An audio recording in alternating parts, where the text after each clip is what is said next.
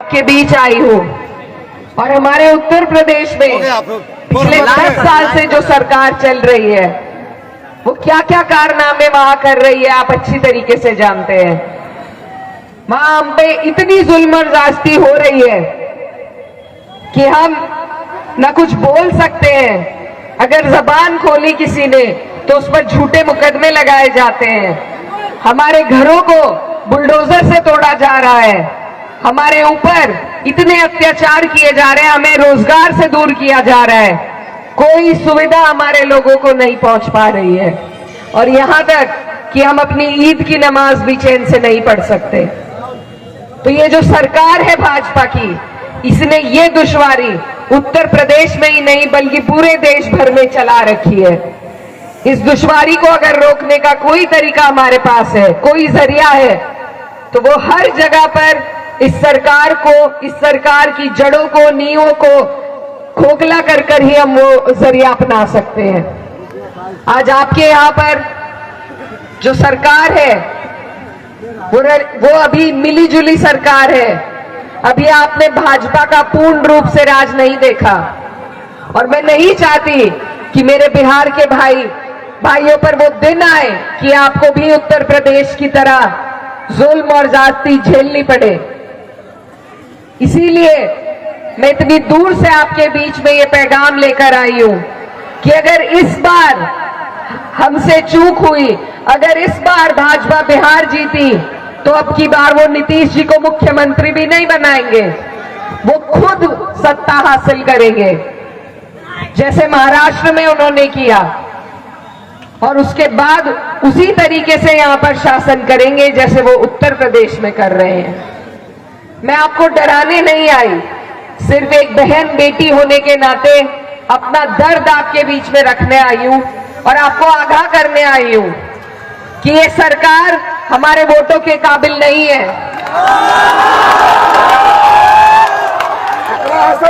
कुछ लोग कह रहे हैं, कुछ लोग कुछ लोग कहते हैं कि हमारे ऊपर ठेका नहीं है भाजपा को हराने का। मैं उनसे ये कहना चाहती हूँ कि जब हम हर रोज उत्तर प्रदेश में हम हर रोज जुल्म सह रहे हैं तो बदला कौन लेगा? फिर अगर हम नहीं लेंगे हमारी लड़ाई कौन लड़ेगा? इसमें सबसे आगे तो हम ही लोगों को शामिल होना पड़ेगा और कोई भी लड़ाई हम अकेले नहीं जीत सकते, कोई लड़ाई हम अकेले नहीं जीत सकते। हमें एक दूसरे के ढाल की, एक दूसरे के साथ की जरूरत है, हमें 36 बिरादरी के साथ की जरूरत है। सर्व समाज, सबका सम्मान, तभी ये लड़ाई जीती जा सकती है। हाफिज साहब ने आपको बताया कि जहां से मैं आती हूँ, जिस सरजमी से मैं आती हूँ, वहां पर मेरी कौम की आबादी सिर्फ 30% है, लेकिन वहां के लोगों का ये बड़प्पन है कि उन्होंने फिर भी मुझे अपनी बेटी, अपनी बहन स्वीकार करके सब इतनी कम उम्र में देश की सबसे बड़ी पंचायत में भेजा। आज मेरा फर्ज है कि मैं अपने मुसलमान भाइयों के साथ साथ अपने हिंदू भाई की आवाज उनसे पहले उठाने का काम करूं। हसन जिंदाबाद, अगर हसन जिंदाबाद। अगर मैं सिर्फ अपनी बात करूं तो वो कोई बात नहीं, अगर आप सिर्फ अपनी बात करें वो कोई बात नहीं। बात तब बनती है जब हम एक दूसरे की बात करें। वाह वाह। तो ये जो खूबसूरती हमारे देश की है, ये जो गंगा जमुनी तहजीब है, इसी की हिफाजत हमें करनी है। आज हर जगह जहां भी भाजपा आती है, ये बहुत शातिर पार्टी है, ये जगह जगह पर कभी दूसरी पार्टी के इस्तेमाल करके, कभी कोई और हथकंडा इस्तेमाल करके, कभी सत्ता में काबिज सारी मशीनरी का इस्तेमाल करके ये चुनावों को जीतने का काम करती है। तो इसीलिए आप सबको, हमको बहुत हिम्मत और बहुत हिकमत से काम लेना है। हमें सोच समझ के वोट देना है कि हमारा वोट जिसको ताकत दे रहा है, कल को वो आदमी उस ताकत का इस्तेमाल हमारे खिलाफ ना करे। जेडीयू ने जो आपके साथ किया, मैं आपको याद दिलाना चाहती हूं, आपने उन्हें चुनाव जिताए, ये जो सरकार में आज बैठे हैं, गद्दा नशी हुए, ये आपकी वजह से बैठे हैं। उन्हें आपने जिताया था, लेकिन उन्होंने क्या किया?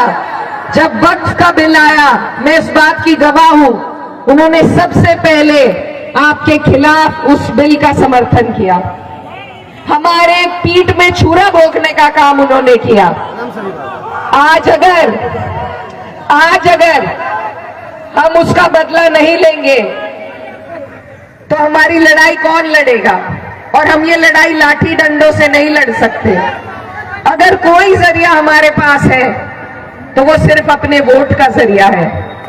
जब वक्फ के लिए विरोध प्रदर्शन हो रहा था, हम जगह जगह पूरे देश में घूमे और हमने तब ये इख्तियार किया था कि जब बिहार का चुनाव होगा तो इस धोखे का बदला बिहार के लोग जेडीयू को और भाजपा को देने का काम करेंगे। बताइए करेंगे या नहीं? इनकी सारी योजना, इनकी सारी नीयत आपके खिलाफ है। आज वक्फ एक उदाहरण है। अब आप पे एसआईआर लगाया जा रहा है। वो दिन दूर नहीं, अमित शाह जी कह चुके हैं कि एनआरसी भी लागू करेंगे। हम कब तक इनसे इसी तरीके से लड़ाई लड़ेंगे? किस तरीके से हम इन्हें अपने सबूत देंगे कि हमारे बुजुर्गों का, हमारे पूर्वजों का खून इसी मिट्टी में शामिल है? कैसे बताएंगे आप? इनके मंसूबों को हमें इसी वक्त फेल करना होगा। अगर इनकी जड़ें मजबूत हुई तो न जाने कौन कौन से कानून ये हमारे ऊपर लाएंगे। और मैं ये कहना चाहती हूं कि ये जो राजनीति है, ये नंबरों का खेल है, आंकड़ों का खेल है। ये जब तक आंकड़े हमारे हक में नहीं होंगे तब तक हम आगे नहीं बढ़ पाएंगे। आंकड़ों की ही वजह से हम वक्फ में हारे थे। ऐसा मत कीजिए कि दोबारा आंकड़ों की वजह से हम बिहार में भी हार जाएं। आपके यहां से जो विधायक हैं, उनके हक में ये आंकड़े होने चाहिए। आपका एक एक वोट इनके हक में होना चाहिए, तभी जाकर आपकी सरकार बनेगी। और प्रत्याशी नहीं देखने हैं हमें सिर्फ ये देखना है कि हमारी सरकार कैसे बन सकती है। क्योंकि ये जो माहौल है, जो पैदा किया जा रहा है, ये तभी बदलेगा जब ये सरकार बदलेगी। ये हालात तभी बदलेंगे जब सरकार बदलेगी। और ऐसा मैं इसलिए कह रही हूं क्योंकि मैं खुद एक जनप्रतिनिधि हूं। उत्तर प्रदेश में मगर हमारी सरकार नहीं है तो हम उस तरीके से अपने लोगों के काम नहीं कर सकते जितना हम करना चाहते हैं। उस तरीके से हम अपनी ताकत का इस्तेमाल नहीं कर सकते। मुख्यमंत्री के हाथ में वो ताकत है कि अगर कोई ऐसा काला कानून आपके लिए बनता है तो वो अपनी कलम की ताकत से उसे आपके प्रदेश में रोक सकता है। तो इसीलिए जरूरी है कि हम अपनी सत्ता बनाएं, अपने लोग सत्ता में बिठाएं। और वो तभी हो सकता है जब हम आंकड़ों को कागज पे समझें कि कैसे हम जीत रहे हैं। हमारा वोट अगर राजद को पड़ता है यहाँ पे, तो मुझे पूरी उम्मीद है ये सीट आप जीतेंगे और एक एक सीट जीतकर ही सरकार बनेगी।